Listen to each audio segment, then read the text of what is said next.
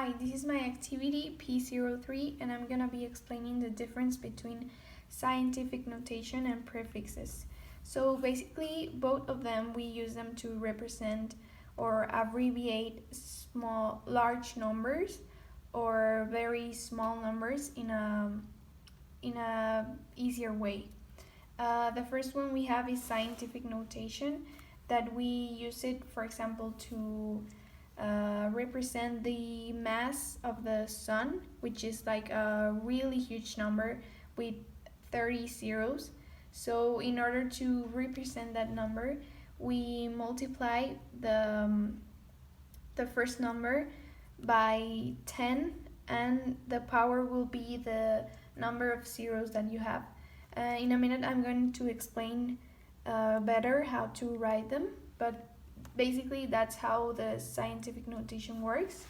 And for the prefixes, it looks alike, but it's not the same, because prefixes are letters that we write in front of the unit, and they represent a certain power of 10, as we can see here.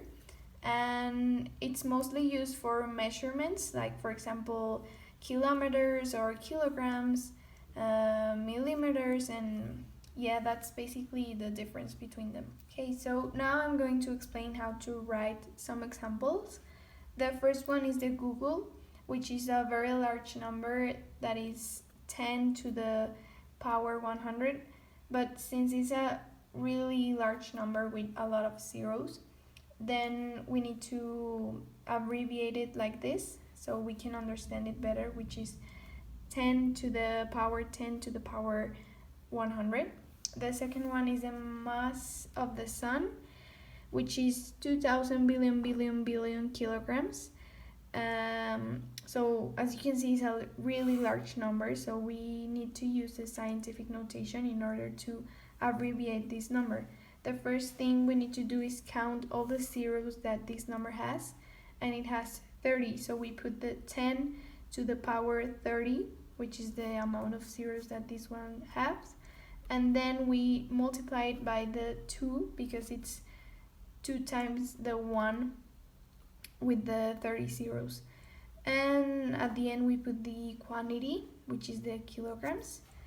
The third one is the average diameter of a human hair.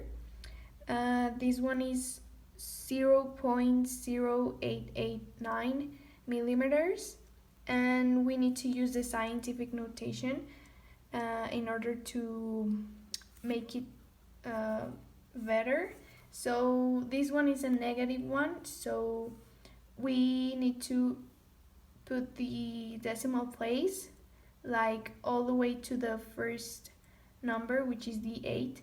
So we move it 2 places, which is here to here, and so it's gonna be 8.89, and since we move it 2 places, then it's gonna be multiplied by 10 to the minus 2, and that's it.